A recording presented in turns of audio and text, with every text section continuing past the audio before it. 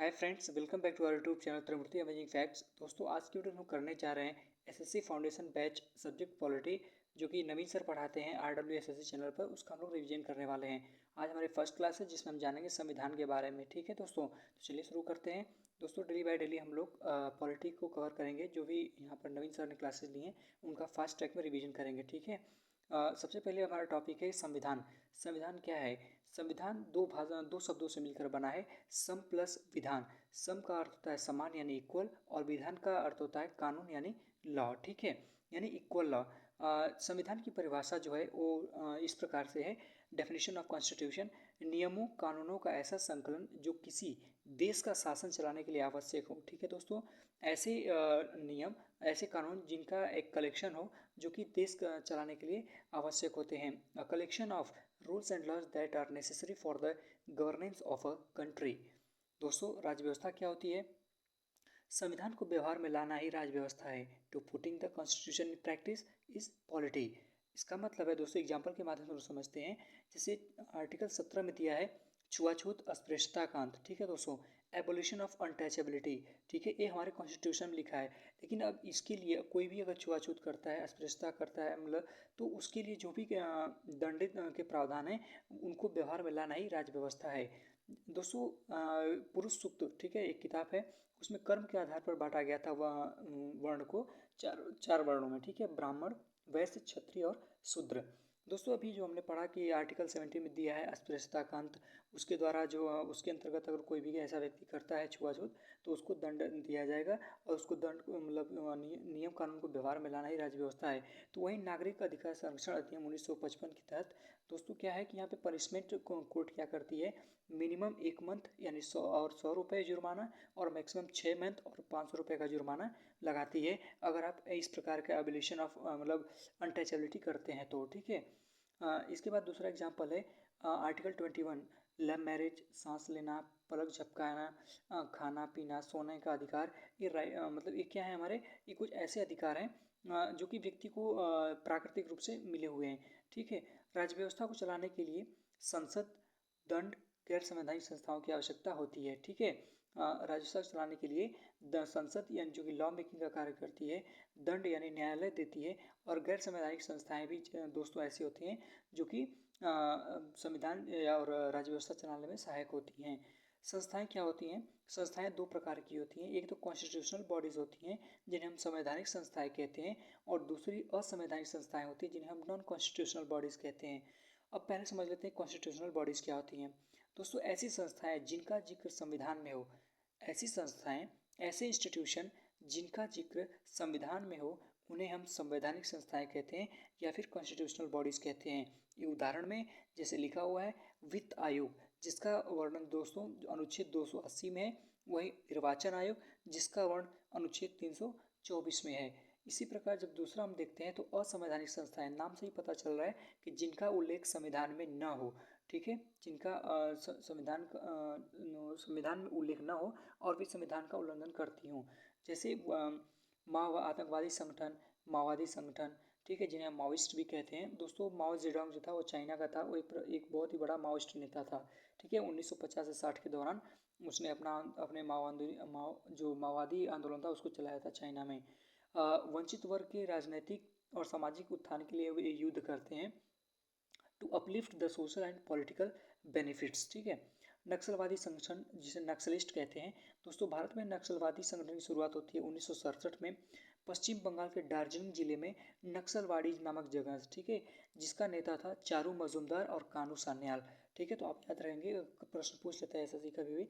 नक्सलवादी संगठन की जो नेता, प्रमुख नेता कौन थे, तो उसका नाम था चारू मजुमदार और कानू सान्याल। ठीक है।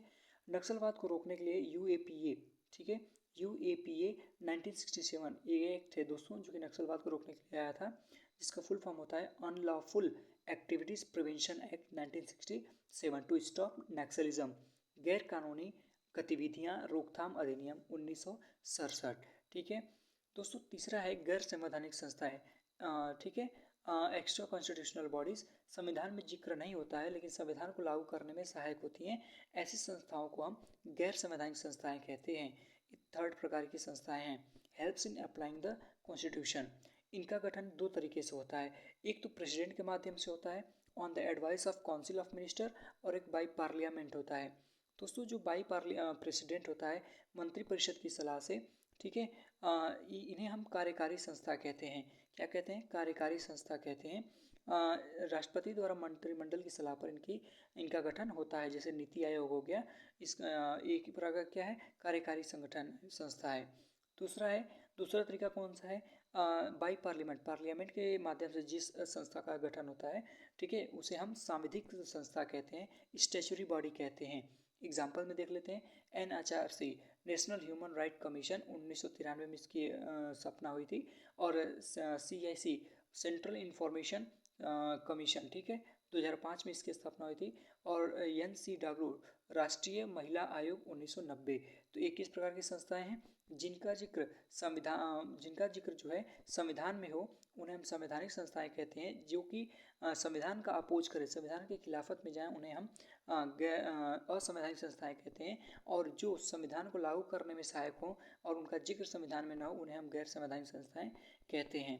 हमने एग्जाम्पल भी समझ लिया कि गैर संवैधानिक संस्थाओं का गठन दो तरीके से होता है, एक प्रेसिडेंट के माध्यम से होता है, एक पार्लियामेंट के माध्यम से होता है। ठीक है दोस्तों, अब हम देख लेते हैं कि हमें कॉन्स्टिट्यूशन की आवश्यकता होती क्यों है। ठीक है, what is the need of a constitution? नियम सबको पालन करना। जैसे ये अगर कोई पालन करता है तो उसके लिए कोई दंड नहीं है, और अगर कोई नहीं पालन करता है नियम का तो उसके लिए दंड का प्रावधान है। अब राजतंत्र देख लेते हैं। राजतंत्र क्या होता है? राजा का अधिकार होता है। ठीक है, राजा को इसमें सारी शक्तियाँ जो है वो राजा के पास होती हैं। लेकिन वहीं लोकतंत्र जो होता है, डेमोक्रेसी जो होती है, वहाँ लोगों के द्वारा चुने गए प्रतिनिधि होते हैं। और डेमोक्रेसी में दोस्तों जो होता है, डेमोक्रेसी में सत्ता का जो है विकेंद्रीकरण होता है। ठीक है, डिसेंट्रलाइजेशन ऑफ पावर होता है, शक्तियों का विकेंद्रीकरण होता है। यानी कि जो शक्तियाँ होती हैं वो किसी एक व्यक्ति या एक संस्था में केंद्रित ना होकर अलग अलग संस्थाओं में भी केंद्रित होती हैं। ठीक है दोस्तों, संविधान का पहला काम यह है कि वह अपने बुनियादी नियमों का ऐसा समूह उपलब्ध कराए जिससे समाज के सदस्यों में एक न्यूनतम समन्वय और विश्वास बना रहे। ठीक है, तो यहाँ पर कहने का मतलब यह है कि the first function of constitution is to provide a set of basic rules so that a minimum coordination and trust is maintained among the members of the society। यानी कि समाज में समरसता बनाई रहे, समन्वय बना रहे और लोगों में आपसी विश्वास बना रहे। संविधान एक ऐसा बुनियादी नियम बनाए। ठीक है, नेक्स्ट क्या है दोस्तों? संविधान का दूसरा काम यह है स्पष्ट करना है कि समाज में निर्णय लेने की यानी शक्ति किसके पास होगी। संविधान यह भी तय करता है कि सरकार कैसे निर्मित होगी। Second function is Constitution is to make it clear that there is no power to take decisions in the society.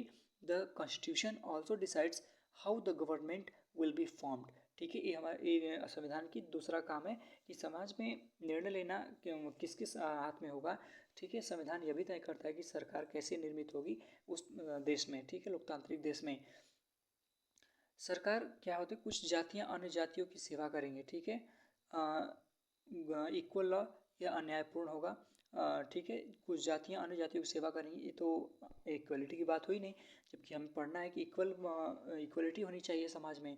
ठीक है, संविधान का तीसरा काम यह है कि वह सरकार पर कुछ सीमाएं लगाए कि वह उनका उल्लंघन कभी न कर सके।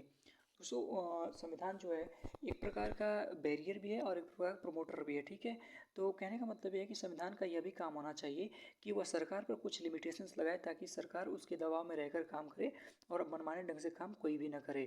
Third function of the constitution is to impose some limits on the government so that it mover violates them. जैसे एग्जाम्पल, मौलिक अधिकार स्पष्ट हो जाए। ठीक है, स्पष्ट हो पाए। जीवन जीने का अधिकार, राइट टू लाइफ, कहीं भी भ्रमण यानी देश में कहीं भी घूमने फिरने का अधिकार। ठीक है, ये किसी भी व्यक्ति को प्राप्त है, ये मौलिक अधिकार के अंतर्गत आते हैं। ठीक है, कोई भी सरकार इन पर प्रतिबंध नहीं लगा सकती है। कुछ आर्टिकल्स ऐसे हैं जिन पर प्रतिबंध लगता है आपातकाल के दौरान, लेकिन सामान्य तौर पर आप किसी भी व्यक्ति को कहीं आने जाने से या फिर ठीक है जीवन जीने से उसके अधिकार से वंचित नहीं कर सकते हैं। ठीक है, आपातकालीन क्या होता है? Emergency, national emergency. ठीक है, ये आपातकाल तीन तरह से होता है दोस्तों। एक तो होता है नेशनल इमरजेंसी, ठीक है, जिसका वर्णन अनुच्छेद 352 में है। और एक है स्टेट इमरजेंसी, ठीक है, राज्य स्तरीय आपातकाल, जो कि अनुच्छेद 356 में है।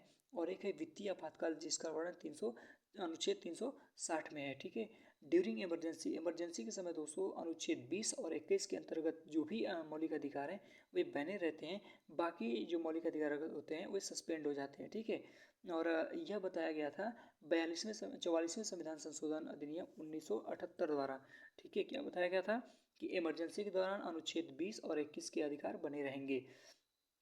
अनुच्छेद 359 में बाकी फंडामेंटल राइट्स छीन लिए जाएंगे। ठीक है, संशोधन जो है अनुच्छेद 359 में कहा गया कि बाकी जो फंडामेंटल राइट्स होंगे वे छीन लिए जाएंगे। संविधान का चौथा काम यह है कि सरकार को जनता की आकांक्षा पूरा करने की क्षमता प्रदान करे ताकि न्यायपूर्ण समाज की स्थापना हो सके। ठीक है, चौथा काम यह है संविधान का कि सरकार को जनता की आकांक्षा पूरी करने की क्षमता देनी चाहिए ताकि न्यायपूर्ण समाज की स्थापना हो सके। Fourth function of constitution is to provide equality to the government to fulfill the aspirations of the people so that good society can be established. Example 1982 second Asian Games in India, मजदूर कम वेतन दिया गया वहाँ पर दोस्तों, और जब court ने निर्णय दिया इसके बाद मजदूरों को वहाँ पर फिर से वेतन का वितरण किया गया। एक मचल लालुंग जो कि असम के हैं 23 वर्ष के थे, 1951 में हिरासत में लिया गया था और 2005 में रिहा किया गया। ठीक है, ज़्यादातर संविधान लिखित होते हैं दोस्तों, मेनी कॉन्स्टिट्यूशंस आर रिटेन। अब नेक्स्ट क्लास में हम लोग अपना थर्ड चैप्टर देखेंगे। इस वीडियो हमने फर्स्ट और सेकेंड क्लास कवर किए, तो आपको वीडियो कैसे लगी कमेंट सेक्शन में जरूर बताइएगा, और दोस्तों इसको रिवाइज जरूर करिएगा। ठीक है, और इससे संबंधित क्वेश्चंस आप सर्च करके जरूर सॉल्व करें। Thank you very much.